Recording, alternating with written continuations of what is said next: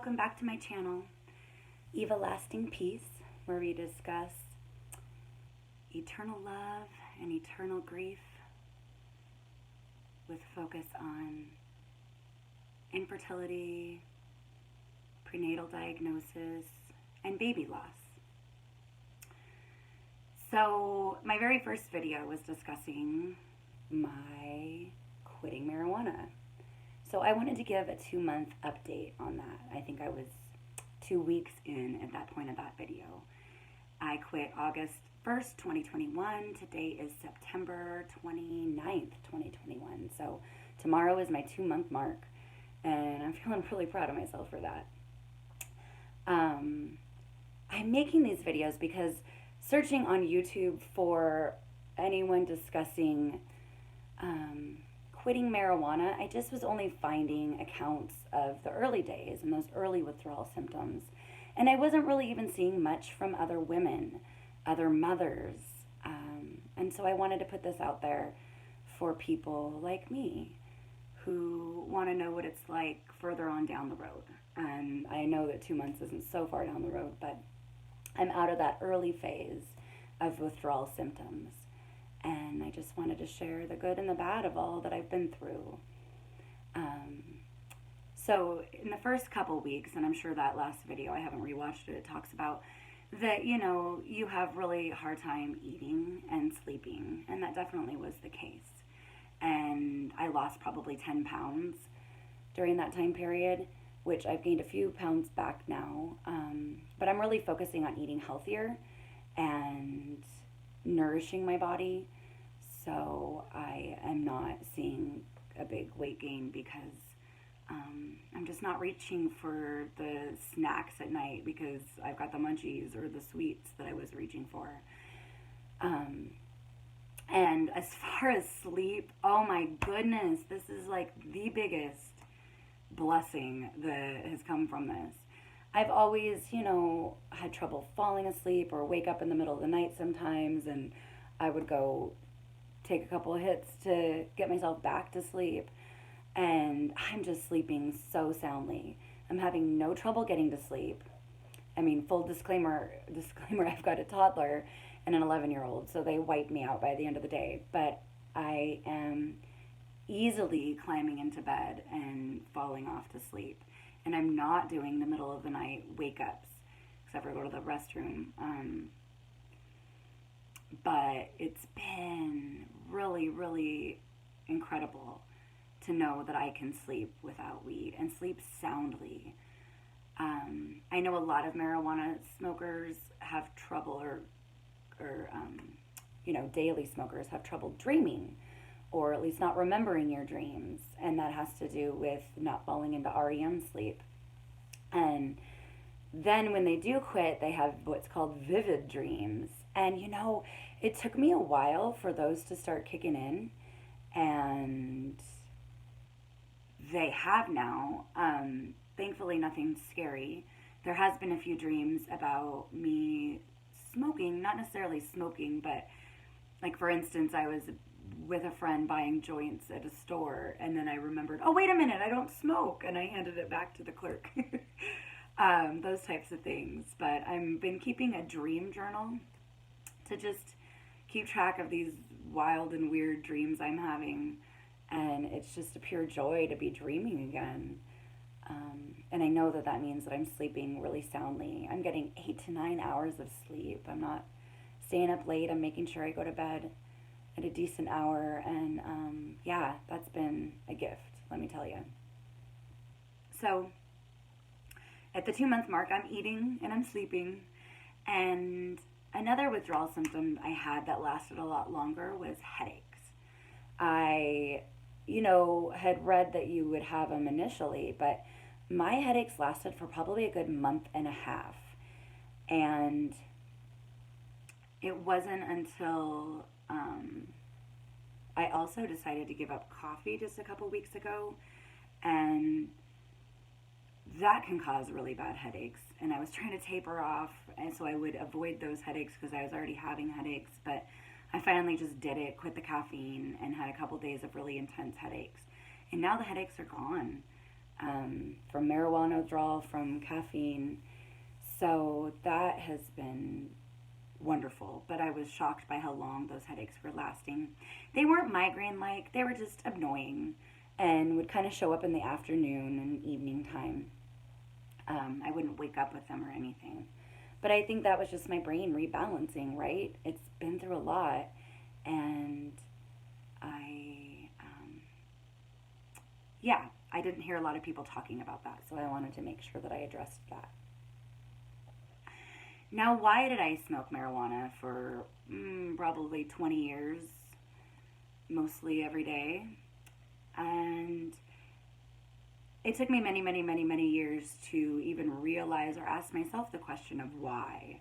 It wasn't until my daughter Eva died in 2017 that I actually put a finger on the fact that I have anxiety.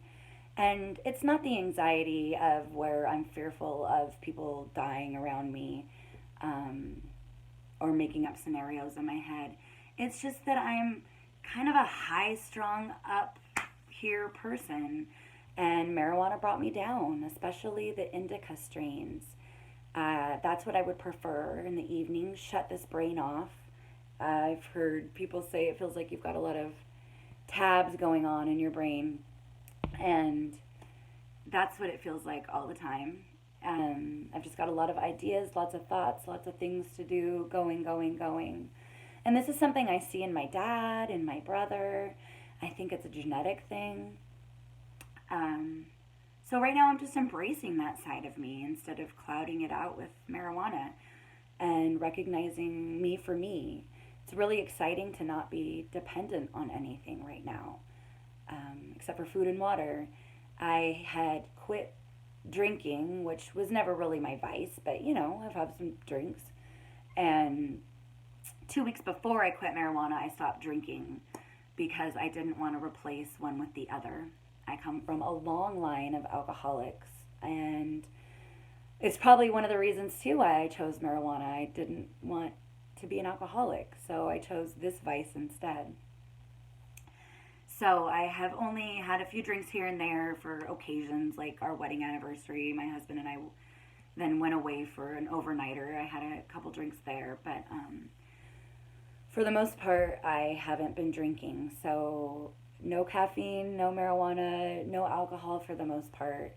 And I'm just living with myself and who I am at the root of it all, and really starting to understand this for the first time in 20 years. I have been wanting to quit marijuana for many years, but it was hard. It was, my coping mechanism. It was my thing, my vice, my downer when I felt up. And in fact, right after Eva died, I went to see a counselor who, now I realize it was so wrong, because I have always said I didn't want Eva to break me. I wanted to live a full life in honor of her. I didn't want her death to be the thing that caused grief to my family around me. I mean, it's the hardest thing I've lived through. I'm not denying that. But I want to live the best life for my daughter and my living children. And so this counselor, latched onto that, and she sent me to outpatient rehab. And I was there with meth addicts and heroin addicts, and bless those people, but we were on different journeys, and I could just find that I would probably be trying to help those people instead of really focusing on myself. So that was a ridiculous thing for me to even try to quit early on in my grief. I'll just touch on the fact that I do think marijuana has positive benefits. I do think it has medicinal qualities. I just don't think smoking it every day is ever going to be a healthy thing to do. Maybe for pain management here or there, but dependency is not where I wanted to be. And so it helped me sleep in the early days of grief. I still processed a lot. It is definitely not that I used marijuana to cloud out the reality, because I took a lot of time to sit on my yoga mat, to cry, to write, tune into my daughter's spirit, which is a huge part of what this channel is supposed to be. And actuality, marijuana helped me tune into spirit more, helped me tune into Eva in the afterlife, helped me meditate and all of that. And it has been a bit of a struggle to sit without it now and find that calmness that marijuana would instantly bring me. That calmness I have to work on now, consciously. So there is positives, is all I'm trying to say. But for me, the positives ran out a long time ago. And I have been desperately wanting to quit. So, a couple other of the withdrawal symptoms that I experienced was an increase in anxiety. Obviously, if I was using it to numb that, it came back with a vengeance. And so did some anger and reaction to things, that quick reaction. And I want to mention that I purchased a program called Consciously High with Erez, and he was amazing for helping me walk through this journey. His videos are incredible. They're 30 days of videos, and his program is to help people learn to smoke marijuana responsibly. So not to use it daily, but still recognizing it causes creativity and the good sides of it, and that you can have it here and there, but how to lay off the daily. And for me, I just know me, and I was really at a point in my life where I'm done.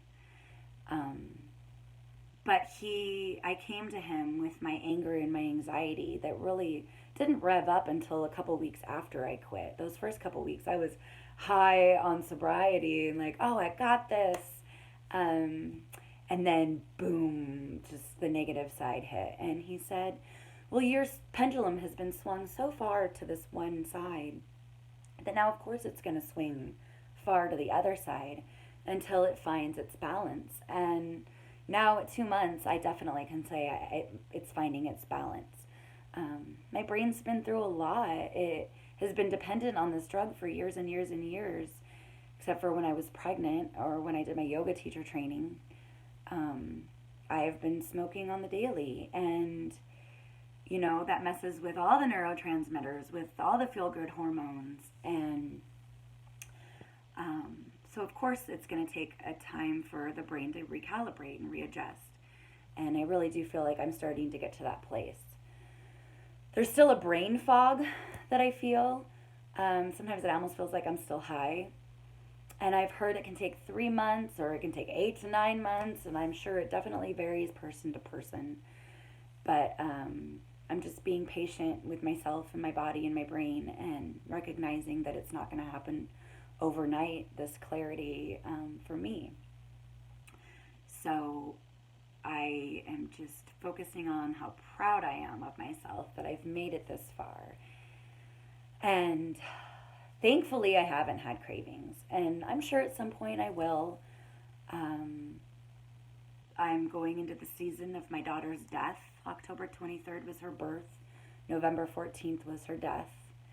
And I know that'll be difficult. I have already gone through a big trigger date, and that was her diagnosis day in August, which came only 2 weeks after I quit. And I made it through that okay. So I have faith that I'll make it through these other days as well. My dad has always told me my whole life, you just got to get your mind right. And he's right. It's all about getting your mind right. I have been around friends smoking since I've quit, and I just had no desire. And what a gift that is. I just think when the timing is right, you'll notice that doesn't serve you will fall away, and it will be easier than expected. The timing was definitely right for me. So much to say. Like I said, I just don't see videos like this. And just speaking to women and marijuana withdrawal, there's estrogenic qualities to marijuana. So of course it's going to mess with the hormones a bit, and we're going to have probably some different symptoms and different realities than men will. And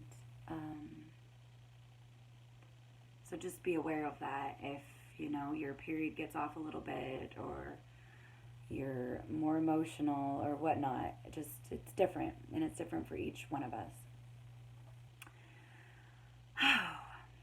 What else did I want to touch on?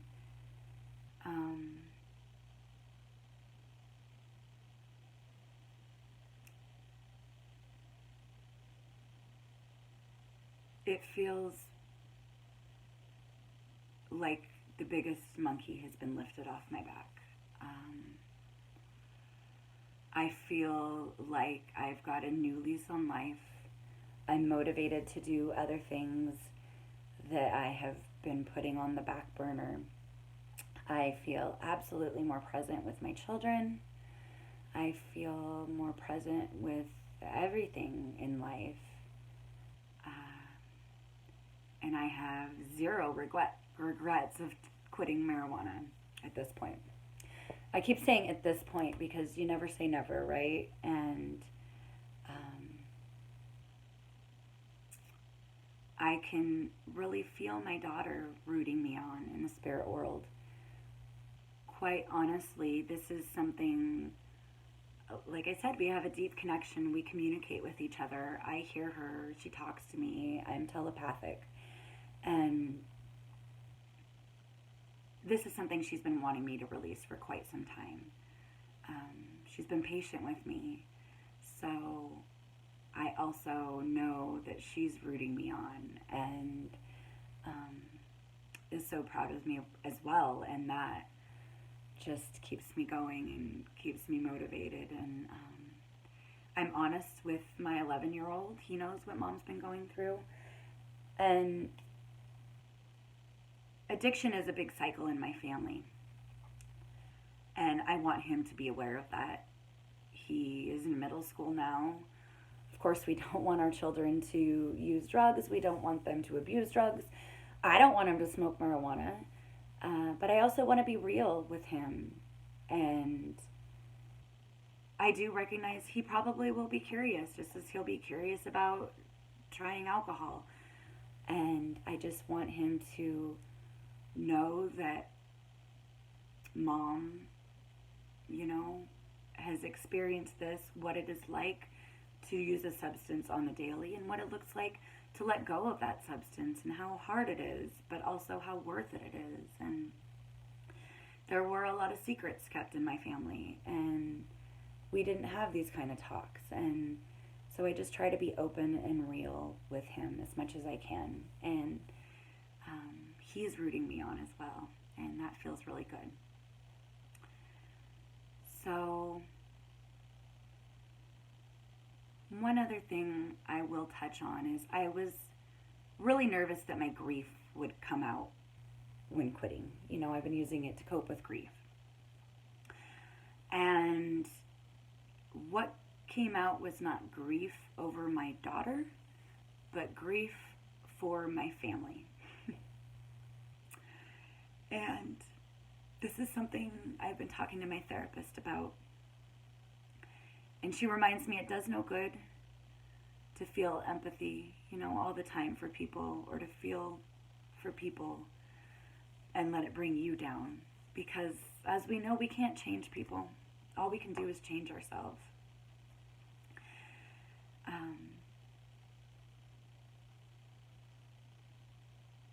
It was unexpected, the amount of grief I felt for my loved ones, though. For my loved ones who are deceased, for my loved ones who are in active addiction. There's a lot of heartache in my family. And I want to save them all. And I can't. And that hurts really bad. Like I said, I processed so much of my daughter's grief. But now this is something I'm coming to terms with, is this family cycle. And I know there's so many families out there who have similar cycles of addiction.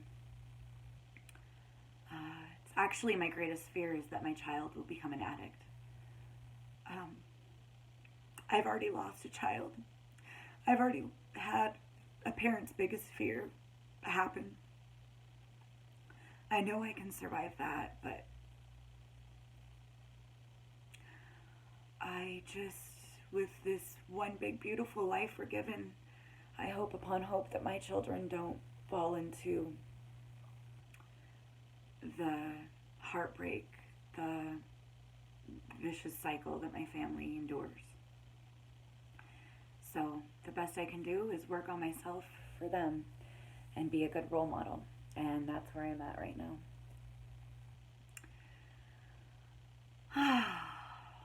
And I'll end it there. 2 months, no marijuana. I know the journey's not over, but I've come a long way, and I have no desire to go back because it is a long, hard struggle to get to this 2-month part or place. And I worked too hard to get here, so why would I want to live my life in reverse?